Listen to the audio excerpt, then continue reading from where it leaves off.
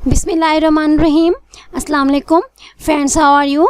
Here I am Sarat and you are welcome to my YouTube channel 5Ws of English Literature.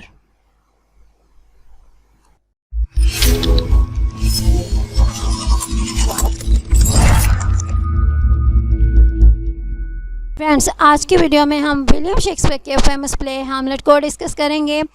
Hamlet के बारे में कहा जाता है कि ये शेक्सपियर का वो प्ले है जिसके बारे में हर शख्स जानता है, चाहे वो लिटरेचर से वाकिफ़ हो या ना हो। हैमलेट के बारे में कहा जाता है कि ये उन कामों में से एक है जिस पर अब तक सबसे ज़्यादा डिबेट की गई है, जिस पर अब तक सबसे ज़्यादा बहस की गई है, और ये वर्ल्ड लिटरेचर के मोस्ट पावरफुल और इन्फ्लुएंशियल वर्क्स में से एक है। हैमलेट शेक्सपियर का सबसे लॉन्गेस्ट प्ले है क्योंकि इसकी लेंथ जो है वो शेक्सपियर के बाकी तमाम प्ले से ज़्यादा है, और शेक्सपियर की ज़िंदगी में शेक्सपियर का जो मोस्ट पॉपुलर वर्क्स है हैमलेट उनमें से एक था। यहाँ तक कि शेक्सपियर की 400 डेथ एनिवर्सरी पर भी लोग यही कहते हैं कि शेक्सपियर का अब तक जो बेस्ट प्ले है, जो उसने अब तक बेस्ट प्ले लिखा है, वो हैमलेट है। आखिर क्या वजह है कि हैमलेट इतना ज़्यादा फेमस है? हैमलेट शेक्सपियर का फेमस और ग्रेटेस्ट प्ले इसलिए है क्योंकि ये प्ले जहाँ एक तरफ तो डेनिश रॉयल्स, डेनमार्क के शाही ख़ानदान की स्ट्रगल को शोकेस करता है, दिखाता है, वहाँ दूसरी तरफ शेक्सपियर ने उन कोर एलिमेंट्स के बारे में लिखा है जो हम सबको अपनी तरफ खींचते हैं, और हम सब इन एलिमेंट्स से किसी ना किसी वक्त ज़रूर मुतासर होते हैं। ये एलिमेंट्स हैं दुख, धोखा, इंतकाम, प्यार और ख़ानदान। ये एलिमेंट्स हम सबको अपनी तरफ किसी ना किसी वक्त खींचते हैं और हम उनसे ज़रूर मुतासर होते हैं। यही वजह है कि हैमलेट जो है वो एंडलेसली अडॉप्ट और रीटोल्ड किया जाता है। हैमलेट के बारे में कहा जाता है कि ये सिंड्रेला के बाद वो स्टोरी है जिस पर अब तक दुनिया में सबसे ज़्यादा फिल्में बनाई जा चुकी हैं, और 1900 से लेकर अब तक विलियम शेक्सपियर के हैमलेट पर हॉलीवुड और बॉलीवुड में तकरीबन 50 फिल्में बन चुकी हैं। बॉलीवुड की डार्क थ्रिलर मूवी जो कि 2014 में रिलीज़ हुई थी, जिसका नाम हैदर है, वो शेक्सपियर के फेमस ड्रामा हैमलेट की डायरेक्ट अडॉप्शन है। यानी ये मूवी जो है वो हैमलेट की कंप्लीट स्टोरी को लेकर बनाई गई है। अब क्योंकि ये प्ले जो है वो बहुत ज़्यादा लंबा है, इसलिए ज़्यादातर फिल्मों में इसकी लेंथ जो है वो कट कर दी जाती है। इसकी लेंथ को काट कर जो फिल्म्स हैं वो बनाई जाती हैं, लेकिन ब्रानास का 1996 का जो वर्जन है, इसमें हैमलेट का फुल टेक्स्ट है वो यूज़ किया गया है। तो आइए शुरू करते हैं हैमलेट का इंट्रोडक्शन। हैमलेट का टाइटल फुल नेम है the tragedy of Hamlet Prince of Denmark, और इसको अक्सर शॉर्ट करके हैमलेट कहा जाता है। हैमलेट के राइटर हैं विलियम शेक्सपियर। हैमलेट की डेट जो है वो एग्जैक्ट डेट का नहीं पता कि ये कब लिखी गई थी, लेकिन इसके बारे में यही ख्याल किया जाता है कि ये 1599 से लेकर 1601 के बिटवीन लिखी गई थी। हैमलेट की डेट के बारे में जो सबसे पहले एस्टिमेट लगाया गया था, जो सबसे पहला एस्टिमेट था, वो उस हैमलेट के उन फ्रीक्वेंट अलूजन्स की तरफ था जो शेक्सपियर ने जूलियस सीजर्स में किया था, और जिसकी अपनी डेट जो है वो मिड 1599 की है। और जो शेक्सपियर की डेट के बारे में जो लेटेस्ट एस्टिमेट है, जो न्यू एस्टिमेट है, वो उस एंट्री से लिया गया है जो 26 जुलाई 1602 को स्टेशनरी कंपनी के एक रजिस्टर में की गई थी, जिसमें ये इंडिकेट किया गया था कि हैमलेट को चैम्बरलेन के जो सर्वेंट्स हैं उन्होंने एक्ट किया था। हैमलेट की सेटिंग जो है वह डेनमार्क के सिटी एल्सिनोर में की गई है, यानी जो प्ले की स्टोरी है वो डेनमार्क के सिटी एल्सिनोर में बनाई गई है, और हैमलेट को एल्सिनोर के कोल्ड और डार्क आइसोलेशन, तन्हाई और जहाँ पर ठंड और अंधेरा है वहाँ पर जो एक्शन है वो दिखाया गया है। और ये एक्शन जो है ये किंग ऑफ डेनमार्क के रॉयल पैलेस के कोर्ट में ज़्यादातर एक्शन जो है वो वहाँ पर होता है। एल्सिनोर डेनमार्क के उस रीजन में है जो कि तारीख और बर्फ़ से ढका हुआ है, और एल्सिनोर उस रीजन का एक सिटी है। और प्ले का जो एटमॉस्फेयर है वो कैसल के ठंडे और हवा वाले जो बैटलमेंट्स हैं, जो जहाँ पर जंग के सामान की तैयारी हो रही है, वहाँ पर बनाया गया है। प्ले का जो एक्शन है वो कैसल के इंटीरियर रूम्स और कॉरिडोर्स में है। इसके अलावा कुछ एक्शन जो है वो एक नियर बाय सिमेट्री, जो करीबी कब्रिस्तान है, वहाँ पर भी कुछ एक्शन जो है वो वहाँ पर भी होता है। हैमलेट की जो स्टोरी है वो प्रिंस हैमलेट के अपने चचा क्लॉडियस के खिलाफ इंतकाम के गिर्द घूमती है, क्योंकि उसके चचा क्लॉडियस ने तख्त पर कब्जा करने के लिए हैमलेट के फादर को कत्ल कर दिया था, और इसको कत्ल करने के बाद उसने हैमलेट की मदर से भी शादी कर ली थी। हैमलेट का जॉनरा जो है वो शेक्सपियरियन रिवेंज ट्रेजेडी है, और ये जॉनरा जो है वो जैकोबियन इरा में बहुत ज़्यादा फेमस था, क्योंकि इसका जो टेस्ट है वो वायलेंस और इंट्रीग पर मबनी है। हैमलेट की जो थीम्स हैं वो है रिवेंज। रिवेंज जो है इंतकाम, बदला जो है वो हैमलेट का मेन आइडिया है, यानी जो हैमलेट की पूरी स्टोरी है वो रिवेंज, बदले के गिर्द घूमती है। इसके अलावा हैमलेट में जो दूसरी थीम्स हैं वो हैं द क्वेश्चन, ये सवाल कि ह्यूमन बीइंग क्या है, इंसान क्या है, डेथ, मौत, मोर्टैलिटी एंड सुसाइड, खुदकुशी। हैमलेट की ओरिजिनल लैंग्वेज जो है वो अर्ली मॉडर्न इंग्लिश लैंग्वेज है, और हैमलेट की ज़्यादातर लैंग्वेज जो है वो कोर्टली है और लैबोरेट है, यानी ये तफसीलन किसी बात पर बात की जाती है, खुलकर बयान किया जाता है, और उसके साथ साथ इसमें विटी डिस्कोर्स यानी अकल से भरी हुई बातें की गई हैं। और ये जो डिस्कोर्स है इसको रेकमेंड किया था बैल्डिसरी कैस्टिलियंस ने अपनी 1528 की जो एटिकेट गाइड है उसमें उसने रेकमेंड किया था। इस गाइड का नाम था द कोर्टियर। उस लैंग्वेज को स्पेशली उन रॉयल रिटेनर्स को, उन शाही जो खिदमत गुजार होते हैं, जो रॉयल सर्वेंट्स होते हैं, उनको एडवाइस किया जाता था कि वो अपनी जो इन्वेंटिव लैंग्वेज है, अपनी दिलचस्प गुफ्तगू के साथ अपने मास्टर्स को, अपने आकाओं को खुश कर सकें। हैमलेट का इरा है एलिज़ाबेथन इरा, ये एलिज़ाबेथन दौर में लिखा गया। हैमलेट के वर्ड्स हैं 29,551। हैमलेट के लाइन्स हैं 4042। हैमलेट के एक्ट्स हैं 5, जिनकी डिटेल ये है। एक्ट 1 में 5 सीन्स, एक्ट 2 में 2 सीन्स, एक्ट 3 में 4 सीन्स, एक्ट 4 में 7 सीन्स और एक्ट 5 में 2 सीन्स। हैमलेट की सालिलोक्वीज हैं 7। सालिलोक्वी उस एक्ट को कहते हैं जिसमें प्ले का जो करैक्टर है वो अपने आप से बातें करता है, और इन बातों के ज़रिए जो ऑडियंस है उसको प्ले के जो करैक्टर्स हैं उनके जो नेक्स्ट एक्शन है उनके बारे में पता चलता है। यही वजह है कि शेक्सपियर ने अपने टाइटल करैक्टर हैमलेट को 7 सालिलोक्यूज में बोलते हुए दिखाया है, जिनमें से हर सालिलोक्वी जो है वो प्लॉट को एडवांस करती है, प्लॉट को आगे बढ़ाती है। इसके साथ साथ वो हैमलेट के इनर थॉट्स को ऑडियंस के सामने रिवील करती है और प्ले के एटमॉस्फेयर को क्रिएट करने में हेल्प करती है। हैमलेट का ड्रामेटिक स्ट्रक्चर। हैमलेट को शेक्सपियर ने अपने कंटेम्प्रेरी ड्रामेटिक जो कन्वेंशन है, यानी उस दौर में जो ड्रामा लिखने का रिवाज था, उनके तरीक़ों से हटकर लिखा है।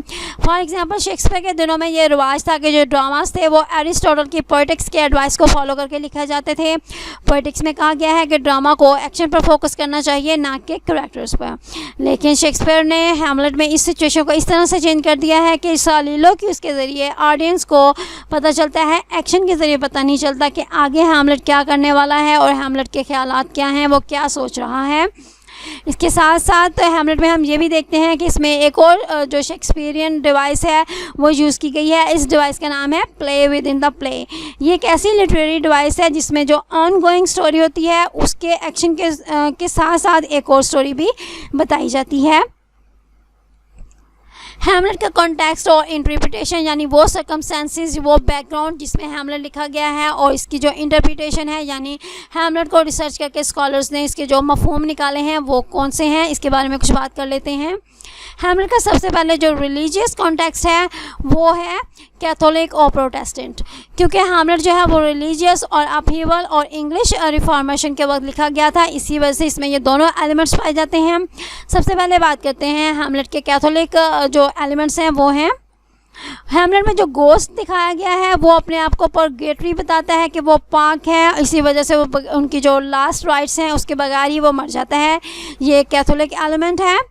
इसके साथ ही हैमलेट में ओफिलिया की जो ब्यूरियल सेरेमनी है, ओफिलिया जो है वो हैमलेट का एक करैक्टर है, उसकी ब्यूरियल सेरेमनी जो है वो कैरेक्टरिस्टिकली कैथोलिक कनेक्शंस रखती है, इसकी वजह से हमें हैमलेट में कैथोलिक लुक दिखाई देती है। इसके साथ ही कुछ स्कॉलर्स ने इस बात को ऑब्जर्व किया है कि हैमलेट जो है वो रिवेंज ट्रेजेडी है, और जो रिवेंज ट्रेजेडी का कॉन्सेप्ट है वो कैथोलिक कंट्रीज से लिया गया है, जैसे कि इटली और स्पेन। हैमलेट की जो प्रोटेस्टेंट टोन है वो डेनमार्क की सेटिंग से आती है, क्योंकि ये प्ले जो है वो ज़्यादातर डेनमार्क के सिटी एल्सिनोर में बनाया गया है और डेनमार्क जो है वो प्रीडोमिनेंटली प्रोटेस्टेंट कंट्री है। फिलोसफिकल, हैमलेट के बारे में अक्सर कहा जाता है कि ये एक फिलोसफिकल कैरेक्टर है, क्योंकि ये जिन आइडियाज़ को डिस्क्राइब करता है उनके नाम हैं रिलेटिव टेस्ट, एग्जिस्टेंशलिस्ट और स्केप्टिकल। हैमलेट कंटेम्प्रेरी स्केप्टिसिज्म को रिफ्लेक्ट करता है और कंटेम्प्रेरी स्केप्टिसिज्म को फ्रेंच रेनेसांस के एक ह्यूमनिस्ट मिशेल डी मोंटेन ने प्रमोट किया था। हैमलेट की line what a piece of work is a man, इसमें हमें मोंटेन के आइडियाज़ की एको जो है वो दिखाई देती है। इस लाइन में हमें मोंटेन के आइडियाज़ की गूंज सुनाई देती है। हैमलेट का psycho analytic interpretation, Sigmund Freud ने हैमलेट के मुतालिक जो उसके थॉट्स थे उसको अपनी 1899 की book the interpretation of dreams में पब्लिश किया और फ्राइड ने सजेस्ट किया कि हैमलेट की जो हेजिटेशन है वो एक अनकॉन्शियस एडिबल कॉन्फ्लिक्ट की वजह से पैदा हुई। 1950 में एक फ्रेंच साइकोएनालिस्ट जैक लैकन ने एनालाइज किया कि वो जो हैमलेट है उसके कॉन्सेप्ट्स को कुछ इलिस्ट्रेट कर रहा है, उसी वजह से उसने हैमलेट के ऊपर जो कुछ रिसर्च की और लैकन ने ये बताया कि जो ह्यूमन साइकी है वो स्ट्रक्चर ऑफ लैंग्वेज की वजह से डिटरमाइन की जाती है। उसका अंदाज़ा स्ट्रक्चर ऑफ लैंग्वेज की वजह से हमें पता चल जाता है कि ह्यूमन साइकी क्या है और उसके साथ उसने बताया कि जो हैमलेट की जो लिंग्विस्टिक स्ट्रक्चर है वो ह्यूमन डिज़ायर पर रोशनी डालता है। इसके ज़रिए हमें ह्यूमन डिज़ायर के बारे में पता चलता है, यानी जो हैमलेट का लिंग्विस्टिक स्ट्रक्चर है इसके ज़रिए हमें इंसानी ख्वाहिशात के बारे में पता चलता है। हैमलेट का फेमिनिस्ट इंटरप्रिटेशन, 20th सेंचुरी में फेमिनिस्ट क्रिटिक्स ने गर्ट्रूड और ऑफेलिया जो कि हैमलेट के कैरेक्टर्स हैं उनकी तरफ जो न्यू अप्रोचेस हैं वो ओपन की। इन फेमिनिस्ट ने अर्ली मॉडर्न इंग्लैंड के जेंडर सिस्टम की तरफ फोकस किया। उन्होंने बताया कि मेड, वाइफ और विडो की जो कॉमन ट्रिनिटी है उसको उन्होंने जो होर्स आउटसाइड हैं, जो बाहर की प्रॉस्टिट्यूट्स हैं, उनके स्टीरियोटाइप की तरफ उन्होंने पॉइंट किया। इस एनालिसिस में इन फेमिनिस्ट ने बताया कि जो हैमलेट का एसेंस है वो उसके अपनी माँ के साथ जो है वो उसका जो चेंज परसेप्शन है, उसका जो बदला हुआ रवैया है, जो यानी जो सेंट्रल कैरेक्टर का अपनी माँ के साथ बदला हुआ रवैया है वो हैमलेट का जो एसेंस है उसका मरकज़ी ख्याल है, क्योंकि उसने अपनी माँ के साथ ऐसे ट्रीट किया कि जैसे कि वो एक प्रॉस्टिट्यूट है, क्योंकि वो हैमलेट के साथ फेथफुल रहने में नाकाम रही थी। और इसी वजह से इसका नतीजा ये निकला कि हैमलेट ने तमाम औरतों में जो अपना फेथ है उसको लूज़ कर दिया, तमाम औरतों पर अपना एतबार जो है वो उसने खो दिया, उसका एतबार तमाम औरतों से ख़त्म हो गया। इसी वजह से उसने ऑफेलिया के साथ इस तरह ट्रीट किया कि वो भी एक प्रॉस्टिट्यूट है और वह हैमलेट के साथ डिसऑनेस्ट है, बेवफा है। हैमलेट के सोर्सेस, हैमलेट के सोर्सेज के बारे में जो थियरीज़ हैं उनमें से नंबर 1 पे जो थियरी है उसके बारे में कहा जाता है कि हैमलेट की जो मेन थीम है हीरो एज फूल, ये जो है एलिमेंट है, ये इसका ओरिजिन जो है वो इंडो यूरोपियन है। और हैमलेट लाइक लेजेंड्स जिन कंट्रीज़ में ज़्यादा पाए जाते हैं उनके नाम हैं इटली, स्पेन, स्कैंडिनेविया, बेजेंटियम और अरेबिया। इन कंट्रीज़ में हीरो एज फूल की जो कोर थीम है वो ज़्यादातर पाई जाती है। और हैमलेट के जो अर्लियर लेजेंडरी एलिमेंट्स हैं वो जिस स्टोरी से लिए गए हैं, जिस बुक से लिए गए हैं, वो 13th सेंचुरी की एक बुक है जिसका नाम है लाइफ ऑफ एमलेथ, जिसको सैक्सो ग्रामेटिकस ने लिखा है, जो कि गेस्टा डनोरम का एक पार्ट है। ये बुक जो है ये लैटिन में लिखी गई है। ये वर्च्यू और हीरोइज्म के क्लासिकल रोमन कंसेप्ट्स को रिफ्लेक्ट करती है और ये बुक जो है वो शेक्सपियर के दिनों में वाइडली अवेलेबल थी, आसानी से दस्तयाब थी। हैमलेट के सोर्सेज के बारे में एक और थ्योरी जो है वो ये है कि हैमलेट का मेन सोर्स जो है वो एक अर्लियर प्ले है जो कि अब खो चुका है और जिसको आजकल योर हैमलेट के नाम से जाना जाता है। और इस स्टोरी के बारे में ख्याल है, इस प्ले के बारे में ख्याल है कि ये प्ले जो है वो थॉमस केट ने लिखा है या फिर खुद विलियम शेक्सपियर ने लिखा है। योर हैमलेट में एक गोस्ट भी पाया जाता है, इसी वजह से कहा जाता है कि हैमलेट का जो सोर्स है वो योर हैमलेट है। हैमलेट के बारे में एक थ्योरी ये भी है कि बहुत से स्कॉलर्स ने इस आइडिया को रिजेक्ट कर दिया है कि हैमलेट जो है वो किसी ना किसी तरह से शेक्सपियर के उसका जो एक ही बेटा था हैमलेट शेक्सपियर, उसके साथ कनेक्टेड है। स्टीफन ग्रीनब्लैट ने इस बारे में बहस की है कि जो शेक्सपियर का जो बेटा है उसका और नाम और हैमलेट का जो नाम है इसका जो एक जैसे हैं, इसके मिलने की वजह ये इत्फाक है। हो सकता है कि शेक्सपियर के दिल में जो है वो उसके दिल में अपने बेटे का गम मौजूद हो, क्योंकि जो शेक्सपियर का बेटा है वो 1596 में 11 ईयर्स की एज में मर गया था। इसी वजह से इन दोनों के जो नाम है वो मिलते हैं। शेक्सपियर के बेटे का नाम जो है वो स्ट्रेटफोर्ड में जो उसका नेबर था हैमलेट सैडलर उसके नाम पर रखा गया था। और ये उन दिनों में आम बात थी कि जो नेबर्स थे उनके नाम एक दूसरे के नाम पर रख लिए जाते थे। हैमलेट क्योंकि इंग्लिश लैंग्वेज का एक मोस्ट कोटेड वर्क्स है, इसके बारे में बहुत ज़्यादा इसकी जो लाइंस हैं उसको बहुत ज़्यादा कोट किया जाता है। और हैमलेट की जो soliloquy है टू बी और नॉट टू बी, ये ऑल टाइम फेवरेट एंथम बन चुका है। इसी वजह से हैमलेट जो है इसने ऑल ओवर द वर्ल्ड जो राइटर्स हैं उनको इन्फ्लुएंस किया है। और उनमें से जो राइटर्स हैं उनमें पहले नंबर पर जो इंग्लिश पोएट हैं जॉन मिल्टन, उनका नाम आता है। इंग्लिश पोएट जॉन मिल्टन जो हैं वो शेक्सपियर के हैमलेट के अर्ली एडमायरर्स में से एक हैं। और उनकी पोएम पैराडाइज लॉस्ट जो कि 1667 में लिखी गई थी वो हैमलेट के रिवेंज ट्रेजेडी को एको करती है। इसमें हमें रिवेंज की एक गूंज दिखाई देती है। इसके बाद हैमलेट से मुतासर होने वालों में जो राइटर्स हैं उनके नाम हैं Dickens, George Eliot, L Frank Baum, James Joyce, Iris Murdoch और डेविड फॉस्टर वेलिस। फ्रेंड्स, इसके साथ ही हैमलेट की वीडियो ख़त्म हुई। अगर आपको हैमलेट की वीडियो पसंद आई हो तो प्लीज़ लाइक बटन को प्रेस कीजिएगा, चैनल को सब्सक्राइब कीजिएगा। Take care of your self. अल्लाह हाफिज़।